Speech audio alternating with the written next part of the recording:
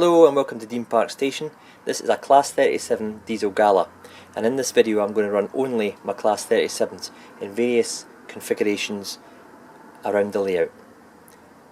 As you can see, I've got quite a few of the locomotive and I'm going to put them all through the test, and I'm going to start off with a wee quick review of one of the latest ones that I've purchased along with the Highlander coach pack. So if you enjoy the video, please put any comments and I look forward to hearing from you. Cheers!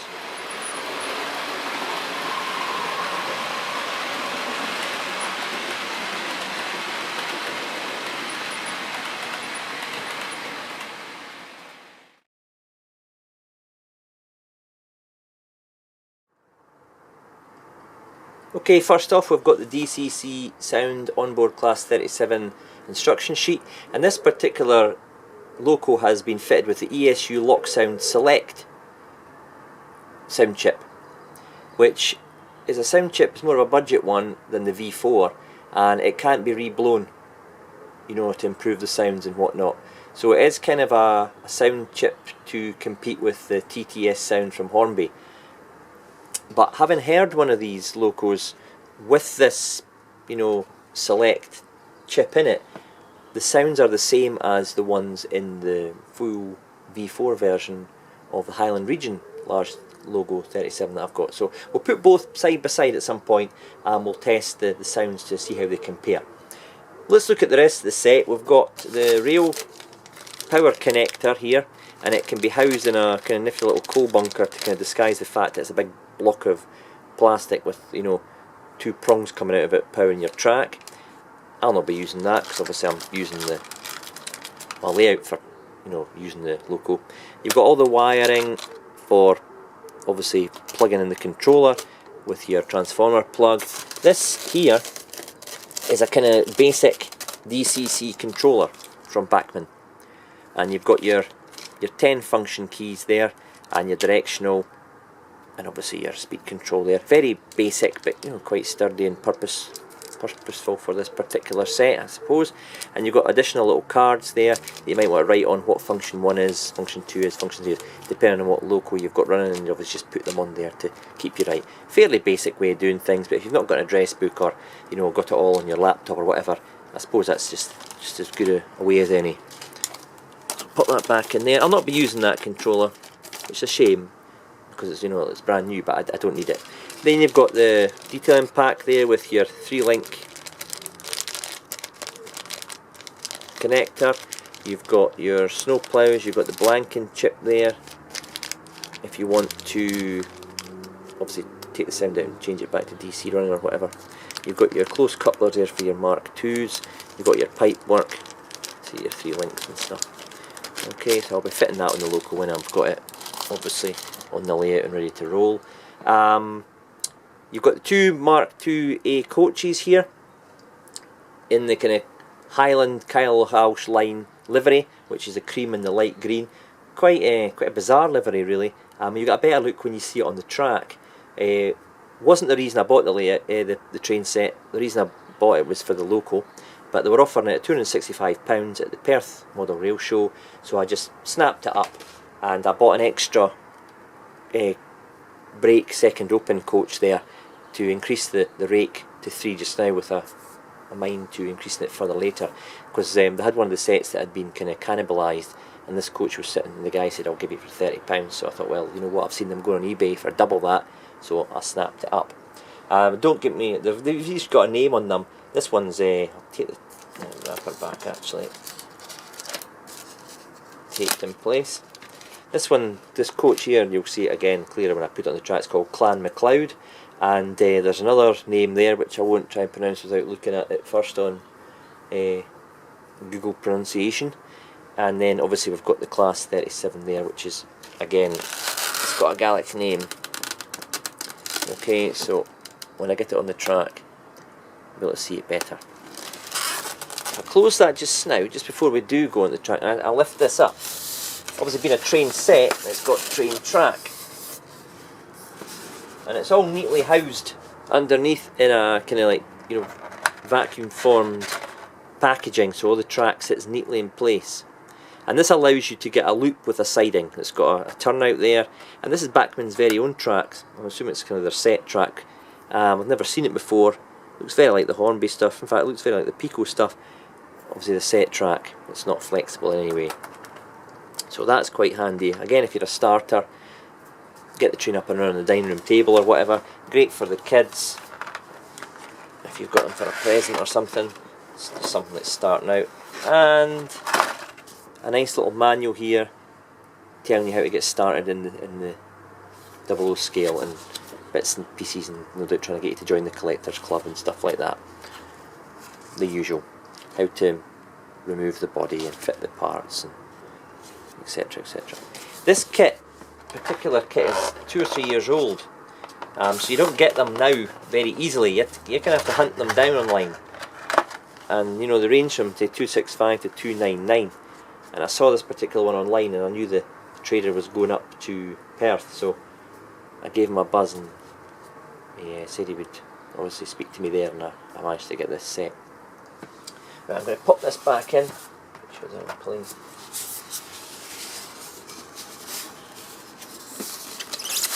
And I'm going to take the loco and the coaches out of the box for the first time. I'll pop them on the track and we'll have a look at them.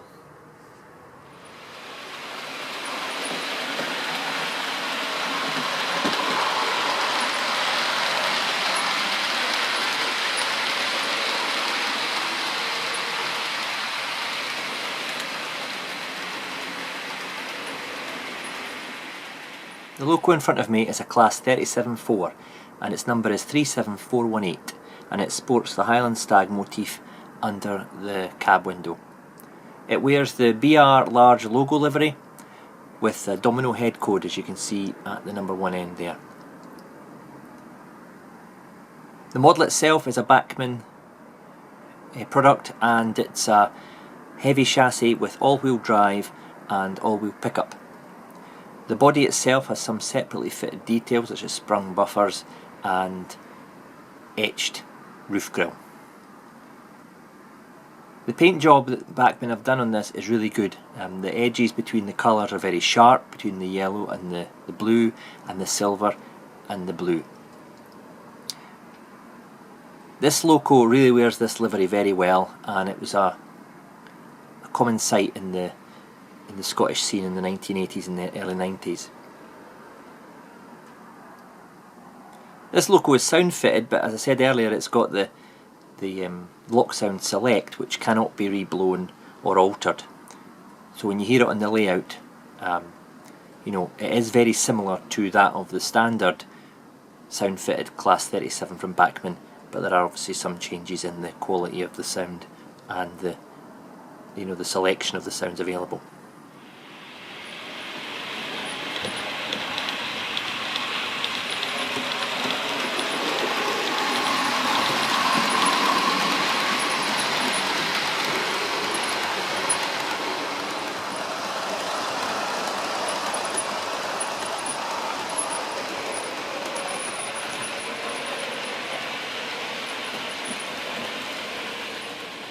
In the Highlander pack you get 2 Mark IIA coaches from Bachmann, and these are in the kind of Highland Rail green and cream livery.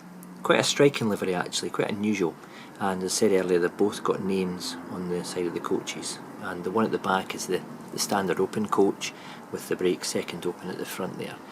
The silver roof is picked out very nicely, and the crisp edges between the paintwork are superb. Individual little items that are picked out as well are the door handles, and you know, just some of the railings and the grab rails, especially around the guard's entrance there. They've not got sprung buffers, but they've actually got quite a nice close coupling system where the coupler's on a slight little spring that allows it to stay closer together, especially around the curves. You only get 2 in the pack, and Bachmann have brought out an extension pack, or a Highlander pack, which I'll show you in a minute, which just adds to the length of the train and gives you more options for running a decent sized rake.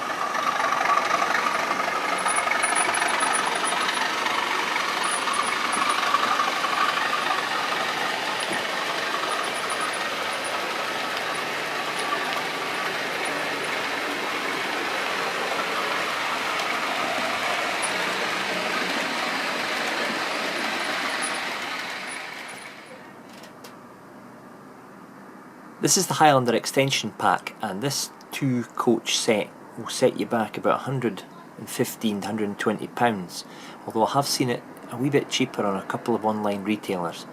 And you think to yourself, why so much money for what in essence is a Mark II coach and a dummy section of a Class 101 DMU? Now, what might push the price up is the fact that these have got passengers in them, which is the first item I've ever bought with passengers in it. Is it worth the extra money? Probably not, because I don't look too closely at the coaches. I suppose when you've got them on film and you know they're sitting at the station, it's more realistic. But what happens if your train's sitting in the sidings? You know, are people going to be in the coaches then? No. So that obviously pushed the price up. I mean, I think there's about 20 people stuck in there, and if you think to yourself, okay, you're spending about maybe £8-9 for a pack of 5 or 6 Bachmann figures, you can see where the extra maybe, you know, money does go. But I still think 115. I paid £118 for these. It's a bit of a cheek, to be honest. The coach at the back there, Clan Fraser, is the same as the other coach that you get in the Highlander train set, which is a Mark IIA Tourist Open, and the one in front, obviously the Class 101 DMU, which is a great model from Bachmann, but it's not even motorised. There's no lights. There's not even any lights at the end, because obviously it was converted into a kind of, you know, tourist car. It's got sprung buffers, but there's no lighting, no head code. It's still got the windscreen wipers on it, and there's no coupler either, so you can't even couple something up to the back of it, which in real life anyway wouldn't have been an issue. If I take it off the rails actually and show you the passengers, this is Hebridean, you'll see the passengers sitting there. Wouldn't say it's chock-a-block, it's not busy, but there's a selection of people reading magazines and newspapers. I think they're probably taken from the seated passenger packs that Bachmann already offer, maybe with some additions there. On the end you've got a nice kind of board there, Inverness, Kyle of Lochaushe, which is a line that it used to work. I say that the application delivery is very sharp and very neat, and it is, as I say, quite an attractive livery in its own way. If you do turn it around, however, strange here that they've actually used one of these couplers for the attachment between the DMU and one end of the coach. So one end of the coach has to be attached to this. You can't, you know, add in another coach here, because it'll have a tension lock coupler. So, you know, you've got to kind of, there's a tension lock coupler there, for example. That doesn't meet up particularly well. It will, but you know, possible uncoupling as the train goes round is a real possibility. So that's the Highlander coach pack. You pay your money, you take your choice. If you really want a full length train, or a realistic length train, there's not really any other options for you. I say I've got 2 brake second opens, the one at the very far top or far side of your picture, the top right. That's the spare one that I bought along with the Highlander train set. So I've got 5 coaches in all, and it does, you know, give some difference to the layout. But I feel that Bachmann are getting a wee bit cheeky with their pricing, especially with these coaches. Same with the ScotRail. They've done a couple of ScotRail ones as well, which are weathered, and they're over £100. I just feel that we need to maybe, you know, keep a cap on the prices we're willing to actually try and get from consumers, especially when all you've really got there is 2 dummy coaches with some folk stuck in them. Let me know what you think in the comments if you've got this pack. I say it's a lovely pack. They're selling very well. It's a pretty niche model. It's a particular area of the country. Yes, I'm not running, you know, the Highlands of Scotland on my layout, but I thought it was something a bit different, especially since I'm doing a Scottish theme layout.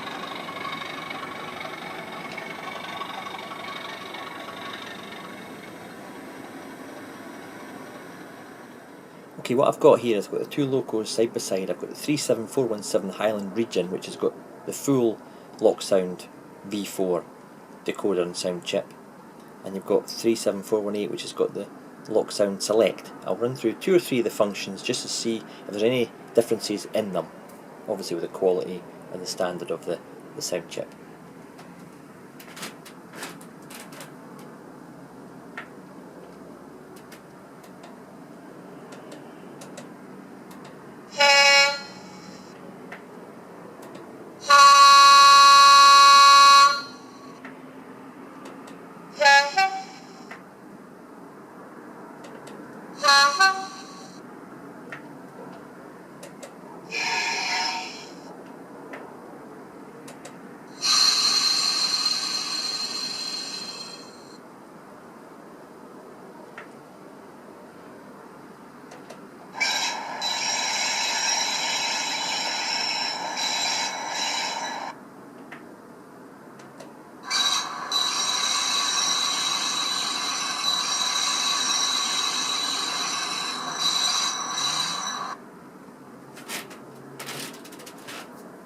Right, that's a few of the sound functions. Let me know what you think. I think the 37417 can do a reblow, to be honest, if that's available, but I didn't pick out much difference between the two.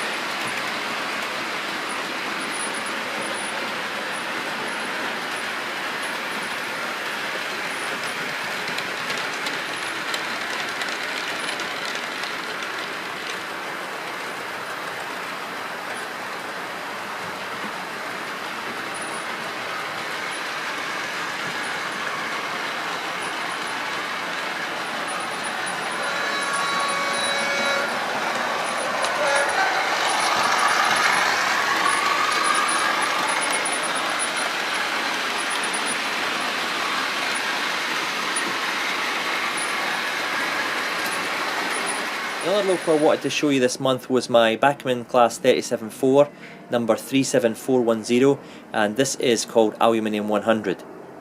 This is an 8-pin release from Bachmann, so it's an earlier release, and there's lots of little details that differentiate the 8-pin to the 21-pin. It's still got a heavy chassis, all-wheel pickup, all-wheel drive. It's got sprung buffers, nose aerial, separately fitted windscreen wipers and etched roof grille, but being an 8-pin, some of them tended to have sprung cab doors, which this one does. Bachmann have taken it out of the model. I can see why they've probably done it. It's just it's a gimmick, and it adds cost to the model when it's, you know, never really used, to be honest with you. The doors sit shut 99.9% of the time. Another thing being an earlier 8-pin is it's got a 3-part snowplough at the front, which is a lot better than the 1-piece one that you get now with the 21 pins, because you can take the centre bit out of this one and still have the coupler in place, the tension lock or whatever your kind of coupler you're using, whereas the new one you can't. By taking it to the centre and putting the coupler in, you can still leave the 2 outer ones in place, which looks a lot more realistic. So I think Bachmann should maybe go back to the 3-piece coupler. I don't know if the moulding for the bogie has changed, because that's where the 2 outer ones are clipped into. But, you know, that's worth a consideration from Bachmann. I'd pay an extra, you know, £1 or whatever on a model to get that. The Aluminium 100 nameplate there is just the printed one. I don't tend to fit the etched ones, which I have in the box. More can go wrong with them trying to fit them properly than can go right, really. I've seen a lot of really good models on eBay ruined by glue marks around their nameplates. If you're going to fit a nameplate, use double-sided sticky tape, you know. But I tend to just leave it as the printed version. It doesn't really bother me. I picked this one up from a pal of mine through the YouTube channel. He had 2 of them. They're both new, both pristine, both mint condition, so I picked this one up for a good price. So I'm really grateful for that, and it's been to work on my layout already. It's one I've had my eye on for quite a while now. 1, the name, and 2, I like the domino head codes, and obviously being a Class 37 enlarged logo, you know, it was really a no-brainer when it came up for me to buy.